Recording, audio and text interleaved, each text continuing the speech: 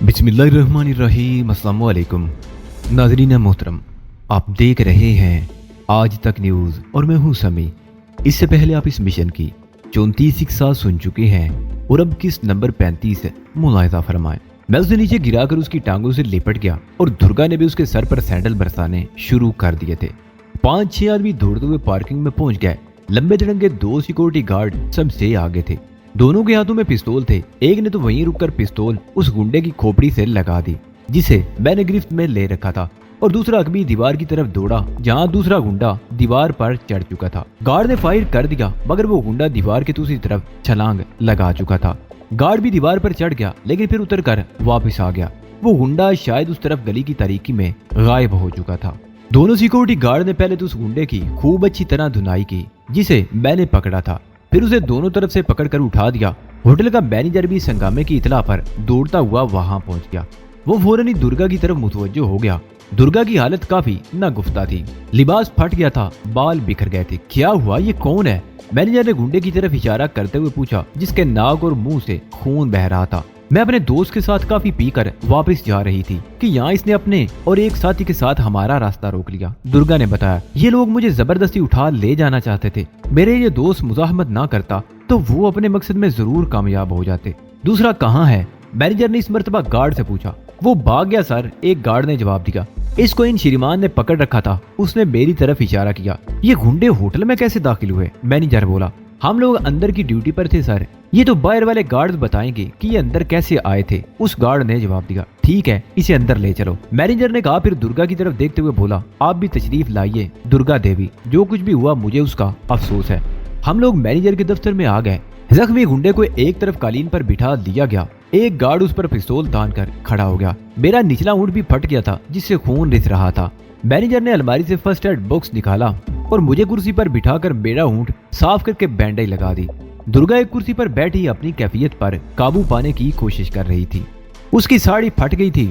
3-4 और आदमी भी कमरे में मौजूद थे। वो सब उस शहर के मुअज़्ज़िज़ीन थे और वो सब लोग दुर्गा को भी अच्छी तरह जानते थे। एक बार फिर सारी कहानी दोहराई गई। ठीक है दुर्गा जी, मैनेजर ने दुर्गा की तरफ देखते हुए कहा, अब सूरत हाल ये है कि अगर पुलिस में रिपोर्ट आपकी तरफ से लिखवाई जाए तो आपकी भी खींचातानी होगी। हो सकता है ये खबर सुनकर महाराणा भी नाराज हो। वो पहले ही अपनी हवेली में होने वाले वाक़े से परेशान है और हम उन्हें मजीद परेशान नहीं करना चाहते, और यकीनन आप भी ऐसा नहीं चाहेंगी।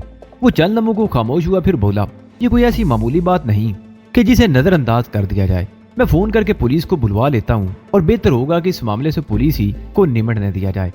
आप हजरात का क्या ख्याल है? उसने कमरे में मौजूद दूसरे लोगों की तरफ देखा। आप बिल्कुल ठीक कह रहे हैं मिस्टर गिरधारी, एक आदमी ने गोया सबकी नुमाइंदगी करते हुए कहा। दूसरों ने भी तायद में तारी ला दिए। तो ये तय हुआ कि इस मामले से पुलिस ही को निमटने दिया जाए।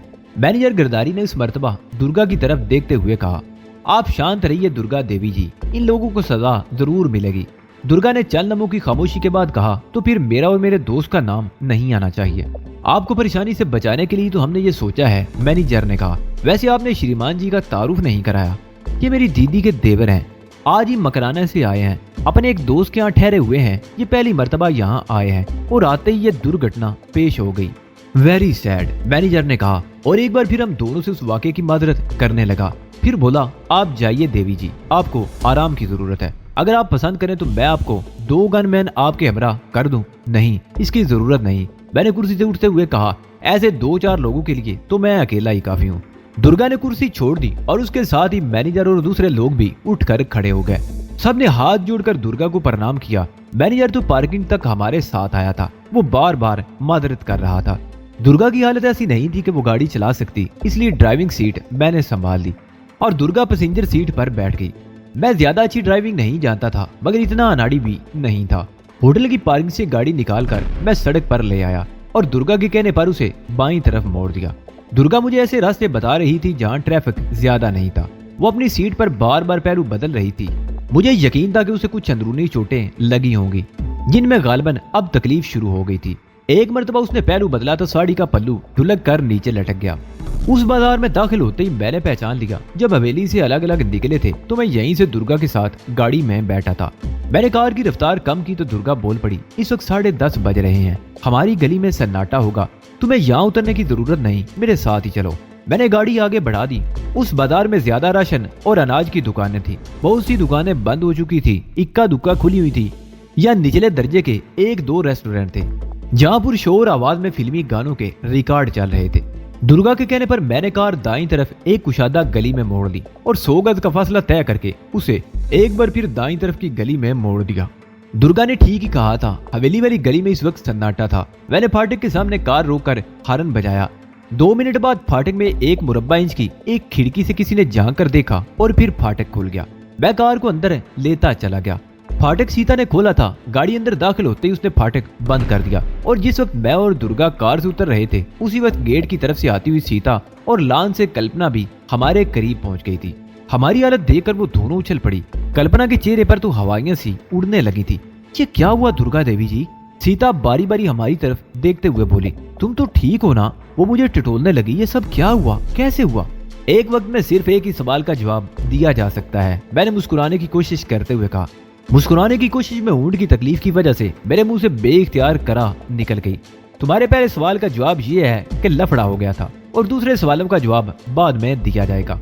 दुर्गा जी तुम भी बताओ ये सब क्या है? तुम्हारी हालत क्या हो रही है? सीता दुर्गा की तरफ मुतवज्जो हो गई। महावीर का जवाब दुरुस्त है। दुर्गा ने भी मुस्कुराने की कोशिश करते हुए कहा, लफड़ा हो गया था, बाकी तफसील बाद में। दुर्गा साड़ी संभालती हुई अंदर चली गई। उसके 2 मिनट बाद मैं भी सीता और कल्पना को हैरान और परेशान छोड़कर बेडरूम में आ गया। मैं तकरीबन 1 घंटे बाद अपनी मुरम्मत करके और लिबास बदल कर बाहर निकला तो दुर्गा हाल के कमरे में सीता के साथ बैठी हुई थी और कल्पना किचन में थी। दुर्गा ने शबे ख्वाबी का लिबास, बुश शर्ट और जामा पहन रखा था। सीता बड़ी तवज्जो से दुर्गा की बातें सुन रही थी। मैं सोफे पर बैठा तो वो उठकर मेरे करीब आ गई। दुर्गा जी ने मुझे सब बता दिया है, वो एक बार फिर मुझे टिटोलते हुए बोली। आज तुमने दुर्गा जी के सामने मेरी लाज रख ली। तुमने साबित कर दिया कि मेरा इंतखाब गलत नहीं है। महावीर वाकई बहुत हिम्मत वाला है, दुर्गा ने मुस्कुराते हुए कहा। और अगर आज ये हमारे साथ ना होता तो सूरत हाल कुछ और ही होती। अब बात मेरी समझ में आ गई है कि कश्मीर में भारतीय सुरमाओं पर तुम्हारे नाम की दहशत क्यों है। तुम दो बदू लड़ाई में इतने ज्यादा खतरनाक हो तो जब राइफल तुम्हारे हाथों में हो तो तुम तो क़यामत बन जाते होगे। मुझे अफसोस ही रहेगा कि सीता ने मेरे हाथों से राइफल छीन ली। मैंने गहरा सांस लेते हुए कहा। सीता की आंखों में उदासी भर गई। परेशान क्यों होते हो? वो मेरे चेहरे को तकते हुए बोली। मैदान जंग ना सही, लेकिन यहाँ भी तुम अपने महाज पर हो और सीता तुम्हारे साथ है। यहाँ रहकर तुम जो कुछ भी करोगे वो तुम्हारा बहुत बड़ा कारनामा होगा। तुम अभी सही तौर पर अंदाजा नहीं लगा सकते, लेकिन ये कामयाबी हासिल करने के बाद तुम कश्मीर में जंग का नक्शा बदल दोगे और तुम्हारा ये कारनामा ढका छपा नहीं रहेगा। कश्मीर का बच्चा बच्चा जान लेगा कि आजादी का परचम बुलंद करने वालों में तुम्हारा भी हाथ है। और वो कल्पना को आते देखकर खामोश होगी। खाना लगाऊं दीदी? 12 बजने वाले हैं। कल्पना ने करीब आकर कहा। हाँ लगा दो, भूख लग रही है, दुर्गा बोली। इतनी मार खाने के बाद भी पेट नहीं भरा दुर्गा जी? सीता ने मुस्कुराते हुए कहा। बहुत जबान चलने लगी है तुम्हारी, दुर्गा ने उठते हुए कहा। ऐसी बातें तुमसे नहीं तो और किससे करूंगी दुर्गा जी? सीता उठकर उससे लिपट गई। उसकी इस तरह लिपटने से दुर्गा बेइख्तियार करा उठी। खाने के बाद दुर्गा को वो गोल्डन सेब याद आ गए जो होटल जाने से पहले हमने बाजार से खरीदे थे। हुए मेरी तो मत ही मारी गई। वो कुर्सी से उठते हुए बोली। मैंने बाजार से फल और तुम लोगों के लिए कुछ चीजें खरीदी थी, गाड़ी में रखी हुई हैं, अभी लेकर आई हूँ। महावीर तुम मेरे साथ आओ। मैं मेल से उठा तो सीता भी उठ गई। वो पीछे नहीं रहना चाहती थी। हम बाहर निकले तो दुर्गा गाड़ी का पिछला दरवाजा खोल चुकी थी। मैंने और सीता ने पिछली सीट पर से तमाम चीजें उठा ली और अंदर आकर सोफों के दरमियान कालीन पर ढेर कर दी और हम लोग भी कालीन पर बैठ गए। कल्पना तुम भी आओ, बर्तन बाद में समेट लेना, दुर्गा ने उसे आवाज दी। कल्पना भी हमारे करीब आकर बैठ गई। दुर्गा ने सबसे पहले वो चीजें निकाली जो कल्पना के लिए खरीदी गई थी। उनमें 3 साड़ियां और 3 जदीद तराश के राजस्थानी लिबास थे। कल्पना के चेहरे से उसकी खुशी का अंदाजा लगाया जा सकता था। बारे अकीदत के वो बार बार दुर्गा के पैर छू रही थी। उसके बाद सीता की चीजें उसके हवाले की गईं। सीता भी इस कदर खुश हुई कि वो दुर्गा से लिपट गई और उसे जोर से भेज लिया। दुर्गा करा उठी। सॉरी दुर्गा जी, सीता ने उसे छोड़ दिया। मुझे मालूम नहीं था कि तुम जख्मी हो रही हो। दुर्गा ने जवाब पर मुस्कुराने ही पर इक्तफा किया और फिर मेरे लिए खरीदे गए कपड़े भी उन्हें दिखा दिए। और तुम दुर्गा जी? सीता उसकी तरफ देखते हुए बोली। तुमने अपने लिए कुछ नहीं खरीदा? मेरे पास इतने कपड़े हैं कि रोजाना 2 जोड़े भी तब्दील करूं तो साल भर में खत्म ना हो। और 1 जोड़ा तो कम हो गया ना, सीता बोली। मेरा मतलब है वो साड़ी जो तुम फड़वा आई हो। ये दुर्घटना तो बाद में पेश आई थी। बहरहाल मौका मिलेगा तो मैं अपने लिए भी तुम्हारी पसंद से एक साड़ी खरीद लूंगी, दुर्गा ने जवाब दिया। सीता और कल्पना देर तक चीजों को उठा उठा कर देखती रही। फिर सीता मेरी तरफ देखते हुए बोली। उस लफड़े से कते नजर आज का दिन कैसा रहा, कहाँ कहाँ गए थे, क्या कुछ देखा? चंद हवेलियां देखी जिन्हें फने तामीर का शायकार कहा जा सकता है। मैंने जवाब दिया, मैं बताती हूँ। दुर्गा जल्दी से बोली। उसके होंठों पर शौक सी मुस्कुराहट उभर आई। सालिम सिंह की एक कनीज से भी इसकी मुलाकात हुई थी। मैंने दुर्गा को घूर कर देखा, मगर वो इस वक्त तफरीह के मूड में थी। सीता ने मेरी तरफ देखा। कैसी थी वो? बहुत बूढ़ी हो गई होगी, 200-250 साल, बिल्कुल जवान थी वो। दुर्गा ने उसकी बात काट दी। तुम्हारी और कल्पना की तरह खूबसूरत भी तुम ही जैसी होगी, इसलिए तो ये अपना सब कुछ हार गए। कहाँ है वो कुत्ती औरत? मैं उसके बारे में सब कुछ जानना चाहूंगी। उसकी टांगे तोड़ दूंगी और उसकी आंखें फोड़ दूंगी। उसकी आंखों ही में तो सब कुछ है। दुर्गा ने एक बार फिर उसकी बात काट दी और चंद लम्हों की खामोशी के बाद मजे ले लेकर मेरे साथ सालिम सिंह की हवेली में पेश आने वाला वाकया सुनाने लगी। मैं अपनी बेवकूफी पर शर्मिंदगी और निदामत सी महसूस कर रहा था और सीता और कल्पना क्या के लगा रही थी। हम रात को बहुत देर तक बातें करते रहे। फिर कल्पना और सीता कालीन पर बिखरी हुई चीजें संभालने लगी और मैं उठकर बेडरूम में आ गया। खून के अलावा मेरे जिस्म के बाद दूसरे हिस्सों में भी तकलीफ हो रही थी। बाएं कंधे में तकलीफ ज्यादा थी। मैं बिस्तर पर लेटते ही हाथ से कंधा दबाते दबाते सो गया। मेरी आंख सुबह देर से खुली। सीता भी मेरे बेड पर सो रही थी। मैं कुछ देर तक खामोश लेटा सामने वाली दीवार को घूरता रहा। फिर घड़ी की तरफ देखा, 10 बज रहे थे। मैंने सीता को जगाने की कोशिश की, मगर वो करवट बदलकर फिर सो गई। क्या है, सोने दो ना, वो नींद में बुड़बुड़ाई। मैंने उसे छोड़ दिया और बाथरूम में घुस गया। सीता 11 बजे के करीब बेदार हुई थी। जाहिर है हमारे पास सोने के अलावा और काम ही क्या था। देर तक सोते रहे और रात को देर तक दुनिया जहां की बातें करते रहे। मैं हाल के कमरे में आया तो कल्पना कालीन पर बैठी सब्जी बना रही थी और दुर्गा सोफे पर बैठी अखबार पढ़ रही थी। कल्पना मुझे देखकर चाय बनाने के लिए उठकर किचन में चली गई। कोई खास खबर? मैंने सवालिया निगाहों से दुर्गा की तरफ देखा। खास तो नहीं कह सकते, लेकिन दिलचस्प खबरें हैं, दुर्गा ने मुस्कुराते हुए जवाब दिया। मसलन? मैंने पूछा। रात को रामगढ़ पैलेस से जिस गुंडे को पुलिस के हवाले किया था, उसने ये इतराफ कर लिया है कि कैलाश ने उन्हें मुझ पर हमला करने के लिए कहा था। उनका मंसूबा तो मुझे अगवा करने का था, लेकिन उन्हें कैलाश से ये हुक्म भी मिला था कि किसी वजह से अगवा में नाकाम होने की सूरत में मुझे जख्मी कर दिया जाए या कम अज कम मेरा चेहरा बिगाड़ दिया जाए। वो चंद लम्हों को खामोश हुई, फिर बोली, पुलिस ने कैलाश को भी पकड़ लिया था, लेकिन उसने कोई इल्जाम कबूल करने से इनकार कर दिया। पुलिस उसे बाकायदा गिरफ्तार करना चाहती थी, लेकिन यहाँ उसने भी सोसाइटी में कुछ जगह बना रखी है। उसके चंद हवारी आड़े आ गए। उनमें एक साबिक रियासत जैसलमेर का साबिक दीवान है। जाहिर है उसका असर और रसूख अब भी है। उसकी वजह से कैलाश गिरफ्तारी से बच गया। और क्या तुम्हारा महाराना कुछ नहीं करेगा? मैंने पूछा। वो तो साबिक महाराजा है, उसके तो दीवान से ज्यादा ताल्लुकात होने चाहिए। मैं दरअसल महाराना को इस मामले में नहीं घसीटना चाहती थी, दुर्गा ने जवाब दिया।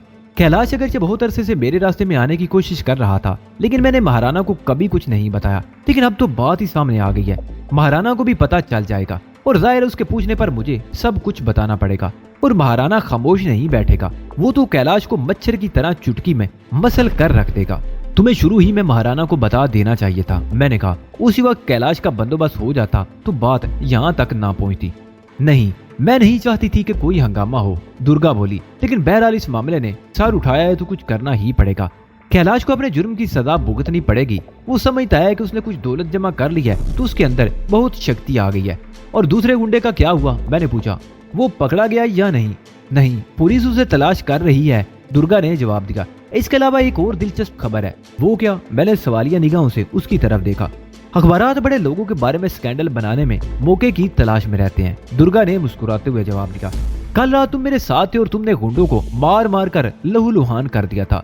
अखबार वालों ने मेरे और तुम्हारे बीच नाते जोड़ने के लिए बड़ी दिलचस्प सुर्खियां लगाई हैं। मसलन ये कि दुर्गा देवी के साथ वो सूरमा कौन था जिसने शहर के 2 नामी ग्रामी बदमाशों का बरकस निकाल दिया। क्या दुर्गा देवी बूढ़े महाराना से उकता चुकी है? क्या महाराना धर्मेश सिंह दुर्गा के साथ किसी नौजवान को बर्दाश्त कर लेगा? वगैरह वगैरह। बात खत्म करते हुए दुर्गा के होंठों पर खफीफ सी मुस्कुराहट आ गई थी। बहुत खुश हो रही हो, मैंने कहा। यह खबर तुम्हारे महाराना तक पहुंच गई तो वो तुमसे उस नौजवान के बारे में जरूर पूछेगा। महाराना को तो मुझ पर पूरा विश्वास है, दुर्गा ने मुस्कुराते हुए जवाब दिया। अगर विश्वास ना होता तो वो मुझे यहाँ अकेला ना छोड़ता। मेरी निगरानी के लिए किसी को यहाँ जरूर रखा होता। इससे पहले भी ऐसी बातें होती रही हैं, मगर महाराना ने कभी ऐसी बातों पर तवज्जो नहीं दी। लेकिन इस मर्तबा तो मामला कुछ संगीन नजर आता है, मैंने कहा। ये दोनों खबरें एक साथ छपी हैं, उसका कुछ न कुछ असर तो जरूर होगा। देखा जाएगा, मुझे इसकी परवाह नहीं, दुर्गा ने कंधे उचका दिए। वैसे तुम्हारी तबीयत अब कैसी है? मैंने पूछा।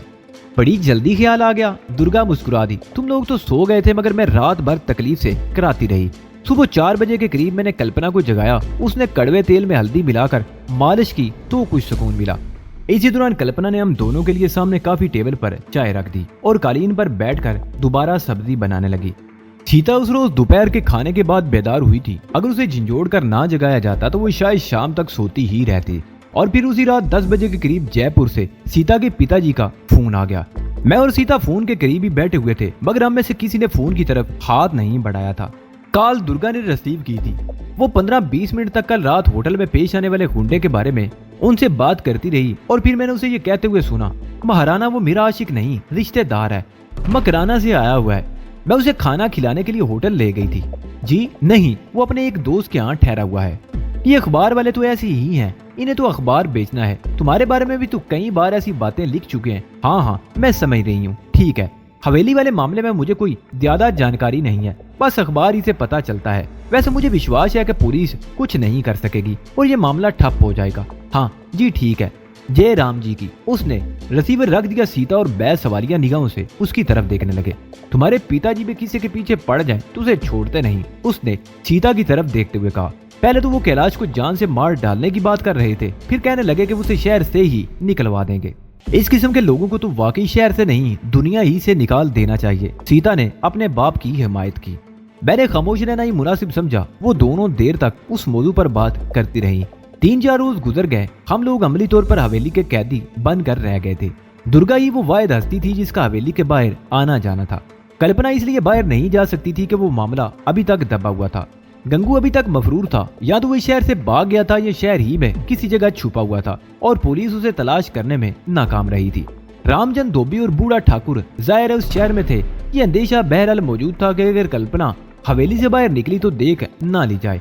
सीता भी फिलहाल बाहर नहीं निकलना चाहती थी। मेरे लिए फिलहाल कोई खतरा नहीं था, क्योंकि शमरोज की हैसियत से मुझे कोई नहीं जानता था। मैं आजादी से घूम फिर सकता था, मगर होटल वाले हंगामे से गड़बड़ हो गई थी, जिस वजह से मैं बाहर निकलने से गुरेज कर रहा था। और यूं भी बिगड़े हुए चौखटे के साथ बाहर निकलना मुझे अच्छा नहीं लगता था। 2 रोज और गुजर गए और फिर ये दिलचस्प खबर सुनने में आई कि चंद मुसल्लह डाकुओं ने कैलाश की हवेली पर हमला कर दिया था। ये हमला रात के वक्त हुआ था। कैलाश के दोस्त भी मौजूद थे और किराए की औरतों के साथ रंग रलियां मनाई जा रही थी। डाकुओं ने कैलाश और उसके दोस्तों को कोई नुकसान नहीं पहुंचाया था। कैलाश को गन पॉइंट पर लेकर उसकी तिजोरी खाली करवा ली थी और घर का सारा कीमती फर्नीचर और कालीन वगैरह आंगन में ढेर करके आग लगा दी गई थी। दिलचस्पी की बात यह थी कि तमाम सामान कैलाश और उसने दोस्तों ही से उठवाकर बाहर ढेर करवाया था। सामान पर पेट्रोल छिड़क कर उसे आग भी कैलाश ही के हाथों लगवाई गई थी और वो डाकू जाते उन तीनों औरतों को भी साथ ले गए थे। सितंबरा कैलाश जब उस वाकये की रिपोर्ट लिखवाने थाने पहुंचा तो सारी बात सुनने के बाद पुलिस ने नकदी और जेवरात लूटे जाने की तो नामालूम डाकुओं के खिलाफ रिपोर्ट दर्ज कर ली, लेकिन कीमती साजो सामान को नजर आतिश किए जाने की रिपोर्ट नहीं लिखी, क्योंकि पुलिस के मुताबिक सामान को आग कैलाश ने खुद अपने हाथों से लगाई थी। किसी दूसरे कोई सिलसिले में मुर्दे इल्जाम नहीं ठहराया जा सकता था। उससे अगले रोज रात के वक्त कैलाश के साथ एक और अफसोसनाक वाकया पेश आया।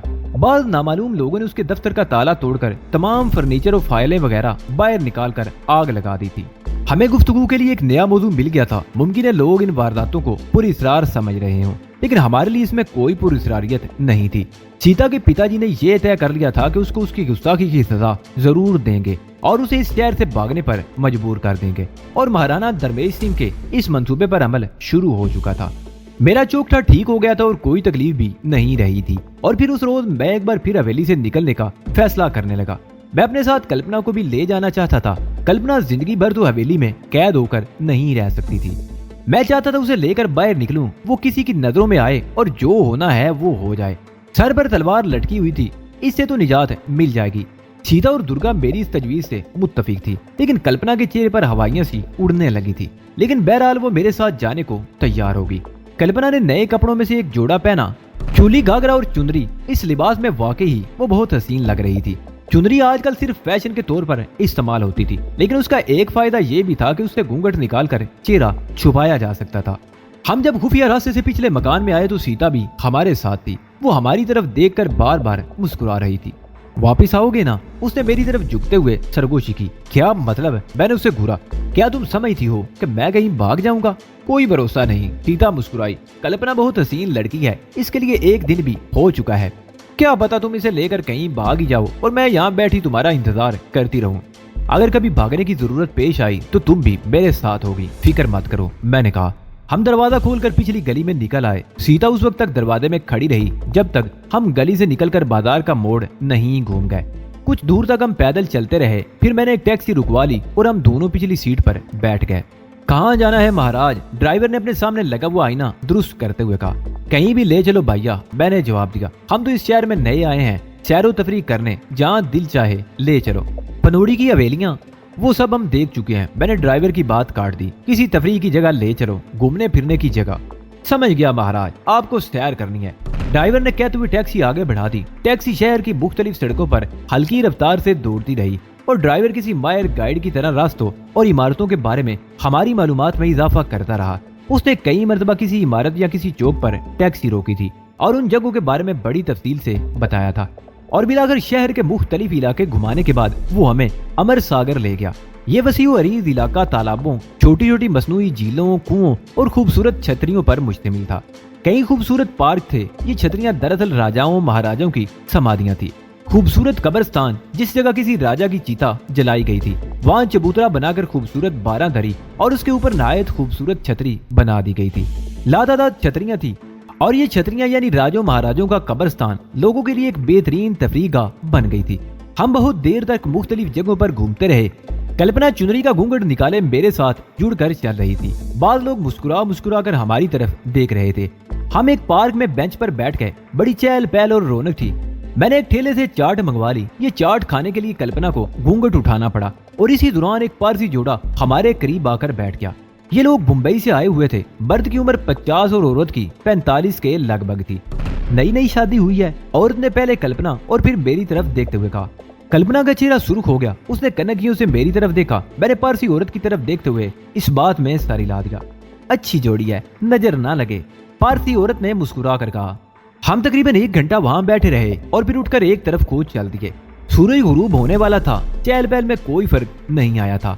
कल्पना ने चाट खाने के लिए घूंघट उठाया तो दोबारा चुनरी को चेहरे पर डालने की जरूरत नहीं समझी थी। हम सड़क पर आ गए। कल्पना अब बेझिझक सी होकर चल रही थी।